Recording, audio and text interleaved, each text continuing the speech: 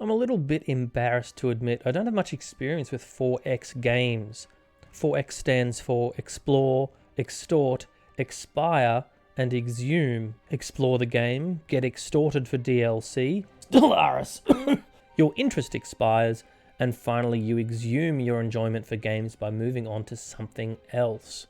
Nah, I'm kidding. I actually think I could get to really enjoy this genre. I've probably got more love for RTS, but there's room enough in my gamer heart for all comers. And that's why I've settled on checking out Solium Infernum recently. Developed and published by League of Geeks in Australia, I'm quite proud to say, Solium Infernum is a wicked turn-based 4X strategy that allows the player to make bloody war in the bowels of the pit for the ultimate prize, the Solium Infernum, the throne of hell itself. Lucifer has vanished, presumably to make a procedural buddy cop drama so Fox had something else they could cancel.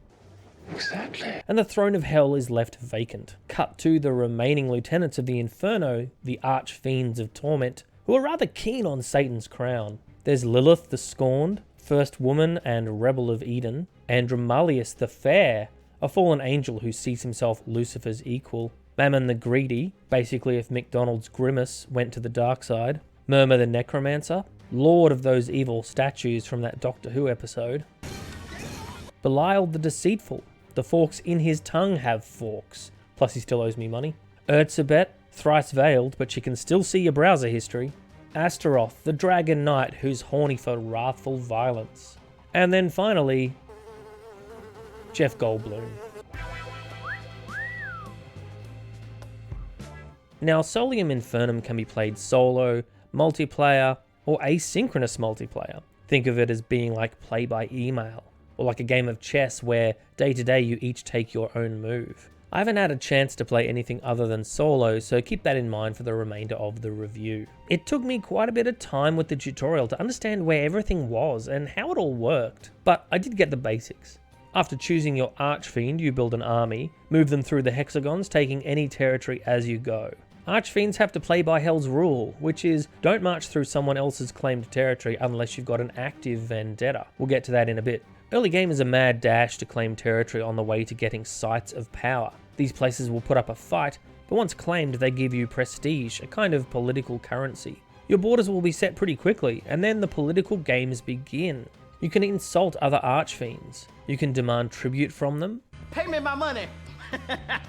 In cash. You can even declare a blood feud, and you lodge these actions with the council in Pandemonium. The affected Archfiend may then choose to accept the insult or tribute loss, in which case they take a prestige hit in addition to other currency, but their borders are safe. Alternatively, they can choose not to accept the insult or demand, and they get all vengeful and declare a vendetta against you, meaning that they now have access to move their troops into and take your territory bit by bit. The other option they can opt for is a challenge. One of their commanders, called Praetors, fight one of yours in the grand arena.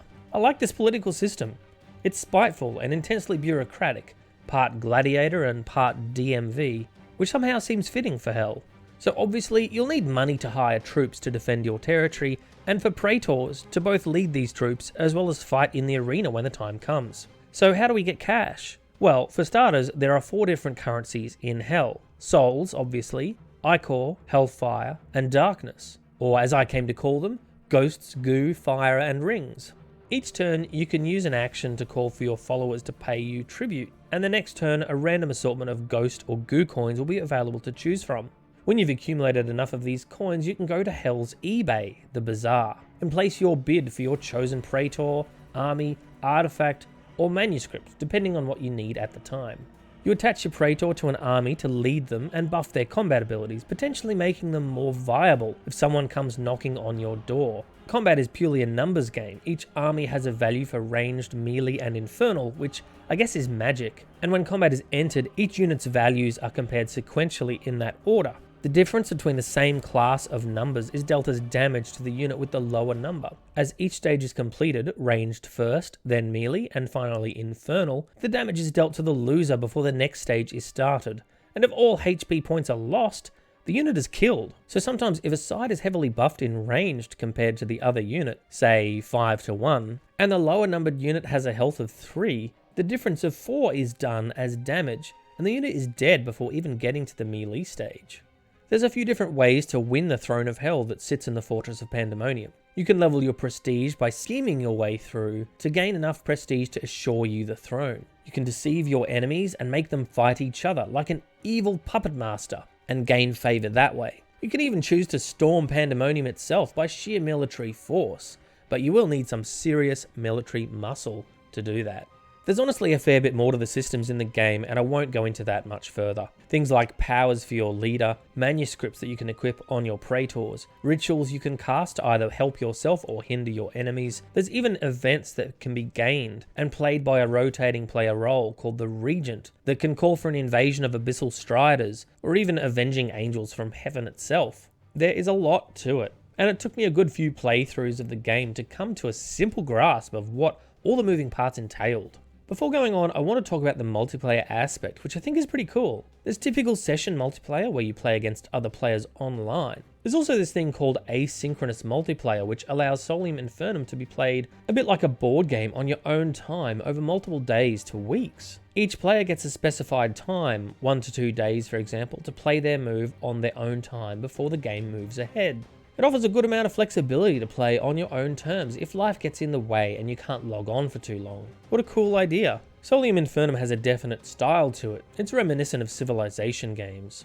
The playable characters are a little Saturday morning cartoony, and hell looks like a pretty barren place. There are a few different maps. There's Dante's Peak, Infernal Plains, and The Pit of Despair. There's fire, there's dust. It looks like an awful place for an asthmatic. The troops idle breathe as they await your orders. I did feel a little catfished when my praetors, looking all demony and badass in their profile pictures, show up on the map as just this same guy. That one model is meant to be this guy, as well as this lady. I mean, that sucks a little bit. I didn't run into any issues running it on my Windows PC. There was a funny graphical hiccup that would jolt the game at the start of every turn, which was a little jarring, but it didn't really hamper my enjoyment. I will admit it took some of the luster off my thoughts on the quality of the product.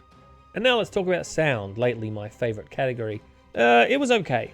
I wasn't blown away.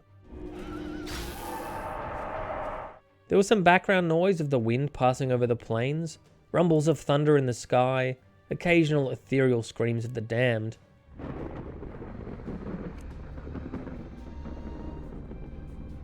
Yeah, it made a believable case for hell. The voices of the characters do that minion thing with the nonsense language that is just some inane babble.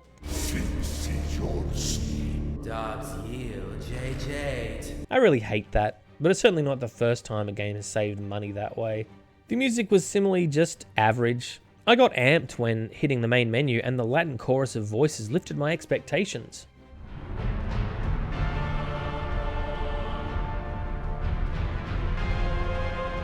But the background music sounded a little like a sloth started strolling down the bass notes of a church organ before suddenly falling off.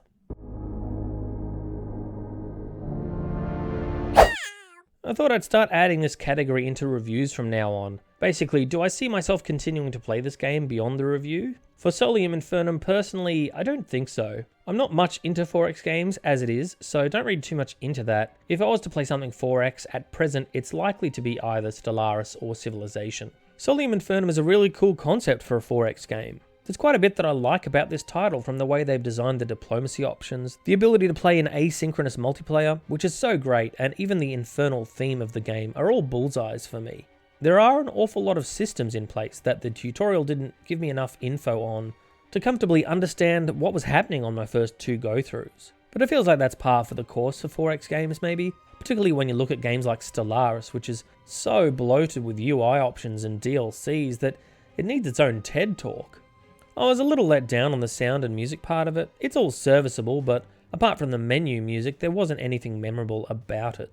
This game will definitely find an audience. If you're a Civilization fan and you have an interest in Milton's Paradise Lost, this is probably right up your alley. I'm scoring it a thumbs up because I think there's definitely enough on offer here to warrant the asking price, despite saying that I don't think it suits my particular tastes. If you're more of a casual visitor to 4X games like me, maybe wait for a sale.